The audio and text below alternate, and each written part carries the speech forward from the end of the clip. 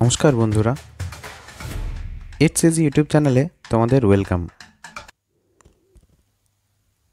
জীবনের কর্মব্যস্ততা, সেই কর্মব্যস্ততা থেকে ক্ষণিকের বিরতি, প্রকৃতির রহস্যময় সৌন্দর্য আর কর্তব্যের আহ্বান, এই নিয়েই লেখা হয়েছে রবার্ট ফ্রস্টের এক অসাধারণ কবিতা stopping by woods on a snowy evening. আজকের ক্লাসে আমরা এই কবিতাটিকে নিয়ে ডিসকাস করব। সেই কবিতা ডিসকাশনের শুরুতে আমরা একটু জেনে নিই রবার্ট ফ্রস্টের সম্বন্ধে। রবার্ট ফ্রস্ট ছিলেন আমেরিকান সাহিত্যের অন্যতম প্রিয় কবি। প্রকৃতির আপাত সরল দৃশ্যের মধ্যে তিনি জীবনের গভীর দর্শন তুলে ধরেন। আজ আমরা এই কবিতার লাইন ধরে তার অর্থ বুঝব।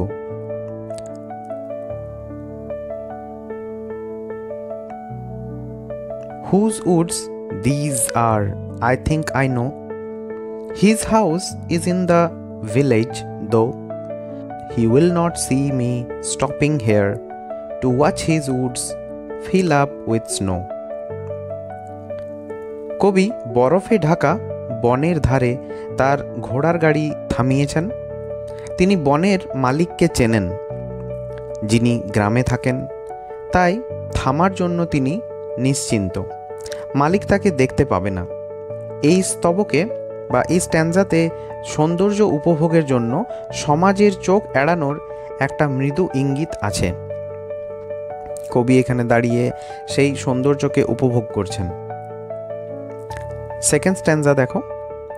My little horse must think it queer to stop without a farm house near between the woods and frozen lake, the darkest evening of the year. কবির ঘোড়াটি যেন থমকে দাঁড়ানোর কারণ বুঝতে পারছে না। সাধারণত তারা কোনো বাড়ির কাছে বিশ্রামের জায়গায় থামে, কিন্তু এখানে যে বরফ জমা হ্রদ আর বনের মাঝে বছরের সবচেয়ে অন্ধকারতম সন্ধ্যায়, সম্ভবত এখানে শীতকালীন কোনো একটা সময়কে ইঙ্গিত করা হয়েছে, যেটা গভীর অন্ধকার ও বিষণ্ণতার প্রতীক এই কবিতায়। সেখানে কবি থেমেছেন, তার ঘোড়ার গাড়িটাকে থামিয়েছেন, এবং এই থামাটা ঘোড়ার কাছে অদ্ভুত লাগছে। চলো তৃতীয় স্ট্যান্জাতে চলে যাই। Third stanza. He gives his harness bells a shake to ask if there is some mistake. The only other sound the sweep of easy wind and downy flake. এখানে এই স্ট্যান্জাতে ঘোড়াটি তার ঘণ্টা বাজিয়ে যেন জানতে চাইছে, থামার কারণ ভুল নয় তো। এই ঘণ্টা যেন দায়িত্ব বা বাস্তবতার মৃদু আহ্বান। চারপাশে কেবল নরম বাতাসের এবং হালকা বরফ পড়ার শান্ত শব্দ উঠছে, যা গভীর নির্জনতা আর প্রশান্তিকে তুলে ধরে। ফোর্থ স্ট্যান্জা দেখো। The woods are lovely, dark and deep, but I have promises to keep, and miles to go before I sleep, and miles to go before I sleep. বিখ্যাত লাইন, বারবার এই লাইনগুলোকে কোট করা হয়েছে। এখানে বনটি সত্যি মনোরম, lovely, একদম খুবই সুন্দর, মনোরম, অন্ধকার এবং গভীর, ডিপ। এই গভীরতা কেবল বনের নয়, এটি যেন মৃত্যু, বিশ্রাম বা আত্মবিলীন হওয়ার এক গভীর আকর্ষণ। কিন্তু কবিকে ফিরতে হবে, কারণ তাকে প্রতিজ্ঞা রাখতে হবে। বাস্তব জীবনের কর্তব্য ও দায়িত্ব তাকে ঘুমিয়ে পড়ার আগে বহু মাইল পথ চলতে হবে। শেষ দুই লাইনের পুনরাবৃত্তি জীবনের পথ চলার ক্লান্তি এবং মৃত্যুর আগে কর্তব্য সমাপ্ত করার প্রয়োজনীয়তাকে দৃঢ় করে। এখানে স্লিপ বা ঘুম জীবনের চূড়ান্ত বিশ্রাম অর্থাৎ মৃত্যুকে ইঙ্গিত করে। কবি বলতে চাইছেন, এই থেমে যাওয়া থেমে যাওয়ার অবশ্যই একটা প্রাসঙ্গিকতা রয়েছে, কিন্তু এই থেমে যাওয়ার আগে রয়েছে বেশ কিছু কাজ। সেই কাজগুলোকে সম্পূর্ণ না করলে, কমপ্লিট না করলে কবি কিভাবে ঘুমোতে পারেন?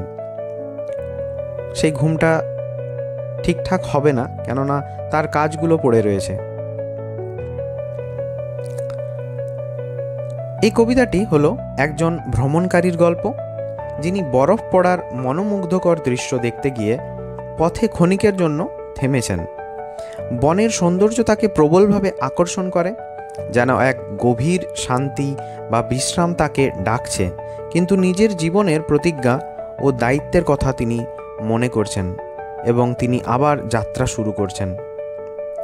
এখানে দেখো একটা গভীর ফিলসফি কাজ করছে, গভীর দর্শন কাজ করছে। কবিতাটি কর্তব্য এবং বাসনা, ডিউটি এবং ডিজায়ারের মধ্যে একটা চিরন্তন যে দ্বন্দ্ব থাকে, সে দ্বন্দ্বকে তুলে ধরেছে। বনের আকর্ষণ হলো জীবনের ক্লান্তি থেকে মুক্তি, এমনকি মৃত্যুর মাধ্যমে চূড়ান্ত শান্তির আকাঙ্ক্ষা। কিন্তু প্রমিসেস টু কিপ বা পালন করার যে প্রতিজ্ঞা হলো পরিবার, সমাজ বা নিজের প্রতি থাকা দায়িত্বগুলো। এই দায়িত্বগুলোই আমাদের জীবন পথে এগিয়ে নিয়ে যেতে বাধ্য করে। জীবন এক দীর্ঘ যাত্রা, যেখানে বিশ্রাম বা মোহময়তা মাঝে মাঝে ডাক দেয়, কিন্তু দায়িত্ব আমাদের গন্তব্যের দিকে এগিয়ে যেতে উৎসাহিত করে। এই দ্বন্দ্ব নিয়ে আমাদের এই কবিতা। তাহলে বন্ধুরা, কেমন লাগলো আজকের এই বিশ্লেষণ? অবশ্যই কমেন্টে তোমরা জানিও। তোমাদের কোন লাইনটা প্রিয় সেটা অবশ্যই জানিও। আজকের ভিডিওতে এটুকুই, দেখা হচ্ছে পরের ভিডিওতে। রাধে রাধে।